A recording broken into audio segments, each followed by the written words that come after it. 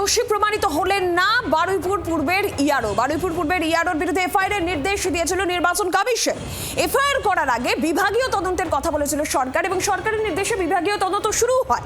তদন্ত কমিটির কাছে অভিযুক্তের দোষ প্রমাণিত হয়নি এবং তারপর যেটা জানতে পারা যাচ্ছে এখনো পর্যন্ত যে তদন্তে দোষী প্রমাণিত হননি বারুইপুর পূর্বের ইয়ারো এবং তার বিরুদ্ধে এফআইআর এর নির্দেশ নির্বাচন কমিশন দিয়েছিল এবং তারপরে এই তদন্ত।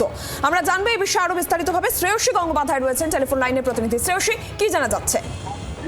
একেবারে দেখো, এক্ষেত্রে আমরা যেটা জানি যে বারুইপুর পূর্ব এবং ময়না এই দুই জায়গার ইয়ারোর বিরুদ্ধে সেক্ষেত্রে ব্যবস্থা নেওয়ার কথা বলা হয়েছিল। এফআইআর ঘোষণার আগেই কিন্তু নির্দিষ্টভাবে কর্তব্যে গাফিলতির অভিযোগ তুলে নির্বাচন কমিশন বলা হয়েছিল, নির্বাচন কমিশনের পক্ষ থেকে বলা হয়েছিল যে এক্ষেত্রে এফআইআর করতে হবে, এদের বিরুদ্ধে ব্যবস্থা করে নিতে হবে। এবং সেই সময় কিন্তু কার্যত সরকারের পক্ষ থেকে স্পষ্ট বলা হয়েছিল নির্বাচন কমিশনকে যে এক্ষেত্রে কোনো ব্যবস্থা নেওয়ার আগে নির্দিষ্টভাবে ডিপার্টমেন্টাল প্রসিডিং করতে হয়, অর্থাৎ বিভাগীয় তদন্ত করতে হয়। সেই তদন্তের পরেই সেক্ষেত্রে কে অভিযুক্ত কে দোষী সেইগুলো সাব্যস্ত করা যায়। নির্দিষ্টভাবে সার্ভিস রুল আছে, সেই রুল মেনে কার্যত। এবং দেখা যায় যে তারপরেই কিন্তু সেক্ষেত্রে সরকারের পক্ষ থেকে সেক্ষেত্রে নির্দিষ্টভাবে সেই সার্ভিস রুল মেনে সেক্ষেত্রে ডিপার্টমেন্টাল যে প্রসিডিং সেই প্রসিডিং শুরু হয় এই দুই ব্যক্তির বিরুদ্ধে।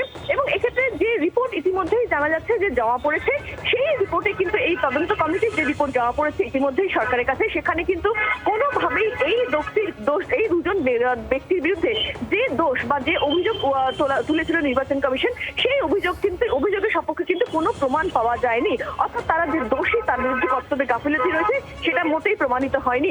আর তার নিরিখেই কিন্তু কার্যত এই দুজনকে একেবারে তারা কোনোভাবেই দোষী নয়, সেটা কিন্তু তদন্ত কমিটি তাদের যে রিপোর্ট সেই রিপোর্টে স্পষ্ট করে দিয়েছে। অর্থাৎ যে দুজনের বিরুদ্ধে নির্বাচন কমিশন কার্যত সেক্ষেত্রে বলেছিল যে এদের বিরুদ্ধে ব্যবস্থা নিতে হবে, এফআইআর করতে হবে, ডিপার্টমেন্টাল প্রসিডিংসে দেখা যাচ্ছে যে তাদের কিন্তু কোনো দোষ নেই এবং সেক্ষেত্রে তারা দোষমুক্ত। ফলে সেই জায়গা থেকে দাঁড়িয়ে তাদের বিরুদ্ধে ব্যবস্থা নেওয়ারও কোনো দরকার নেই, এমনটাই কিন্তু রিপোর্টে সেটা বলা হয়েছে। বাংলার আওয়াজ, বাঙালির আবেগ, জি 24 ঘন্টা।